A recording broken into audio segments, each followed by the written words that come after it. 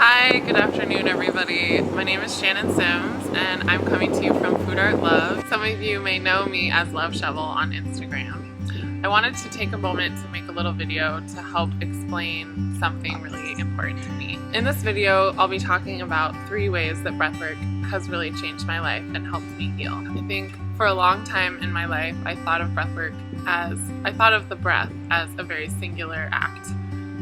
We inhale, and we exhale, and that's our breath, you know? And I think as I have continued to study and continued to learn from different teachers and through my own explorations, breathwork has taken on a much more dynamic role in my life. So this video will be a little snapshot into just 3 ways. There's so many more, but I just wanted to start by just introducing the breath in a new way and from a new perspective.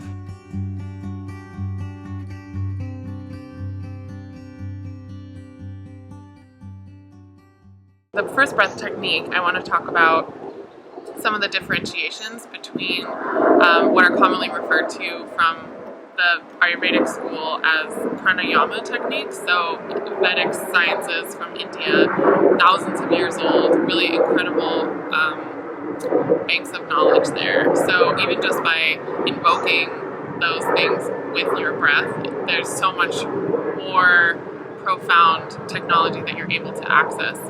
So I just like to name the origins of the techniques in order to both honor and invoke this energy that belongs so deeply to these practices. So the first thing I want to talk about is the differentiation between nostril breathing and mouth breathing. So in an effort to calm and center, we often, tell ourselves or our friends, take a deep breath, right? So we're taking a moment to center, right? So both of these techniques are generally being applied in this way, but the differentiation between the nose breathing and the mouth breathing is that according to these, Eastern technologies, the nose breathing is more optimally used for like a silent meditation or, trying to lower your heart rate and blood pressure if you're having a panic attack, trying to slow the constriction of the breath through the nostrils will help harness chi, right? So we're gathering and harnessing chi and sending it to a focal point. So like in most cases would be like the third eye, or if you're working with a particular energy center in your body, we're harnessing chi through the nose. On the flip side of that, we're going to have the open mouth breathing, right? And so the energy is very different. Maybe you can try just at home, sitting wherever you are, and just like feel the difference of like a few nostril breaths in the nose, out the nose.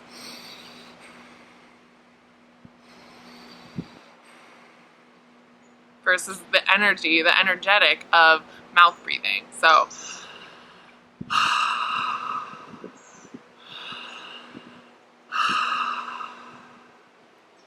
mouth breathing is really a technology that lends itself to moving energy. If we are grieving, we're feeling a lot of sensation, or maybe it's a good emotion, and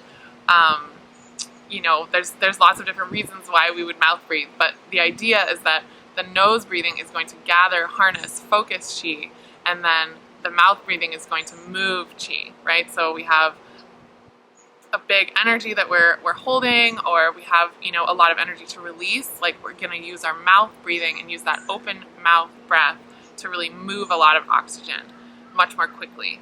So that's the first technique I want to talk about, and just begin to practice those and just notice how you feel, even circulating like in through the nose, out through the mouth, just utilizing the knowledge of those technologies and using them within your own practice in whatever way feels nurturing to you. The second technique I want to talk about is utilizing the breath as a self-cleaning tool.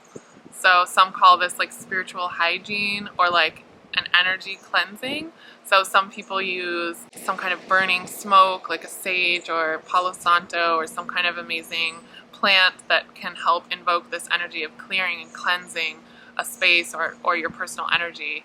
But I really like to introduce people to this technique because you don't need anything. You can just use it at the drop of a hat at any moment. Just empowering you to use your own breath as a tool for energetic cleansing. So just really with the power of your intention and the focus of your breath in your mind, drawing in your breath, and then, very simply bringing into your awareness the place that you would like to clear. So you can send that breath to an internal organ in your body, or a lot of times what I'll do is like I work with my hands, and for anyone who's a body worker or does anything where they're touching other people and having a lot of interchange with different energies, I really encourage people to clean off their forearms and hands. Keeping our energy clean is a big part of a spiritual hygiene practice. So utilizing the breath as a tool to clean our energy, that's totally something that you have access to all the time. Okay, so for the third and final technique I want to share with you today, we're going to look at the breath as an avenue to connect deeply with spiritual entities. So utilizing our breath almost as like a method of transport. What I found out about this technique relatively recently from a really beautiful podcast featuring an amazing writer named Alexis Pauline Gumbs from the End of the World podcast. And they speak briefly about the breathing chorus, in which they summon through rhythmic breathing, conscious rhythmic breathing, invoking, and mantra. They summon the energies of entities that they wish to embody. So this is a really profound practice and can be applied in 1,000 different ways. This can be a method of connecting to your own ancestors. Maybe you don't even know their names, but the technology is so beyond the sort of linear plane of language that we have access to these incredible tools, and we just want to, allow our imaginations to and intuitions to guide us through these processes. So that can be, like I said, an ancestor from your own personal lineage. This can be a plant or animal spirit that you wish to summon and kind of call to you more deeply on a more physical level.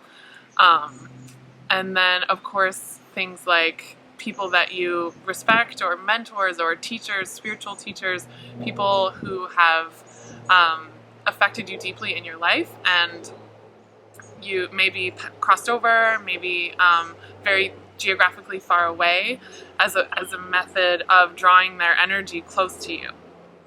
So utilizing the breath as a focused tool to call in energies that can be supportive to you in your life and help anchor you in your body and in your daily life. Okay, well, thank you so much for joining me for this little video today. If you're interested in learning more about these techniques, I'm really excited to be offering a retreat in Mexico this October 13 through 18 for 6 days and 5 nights in Mexico at an incredible resort.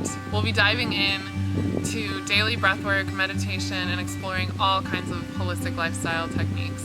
In the meantime, feel free to follow me at Love Shovel on Instagram, and stay tuned for more holistic health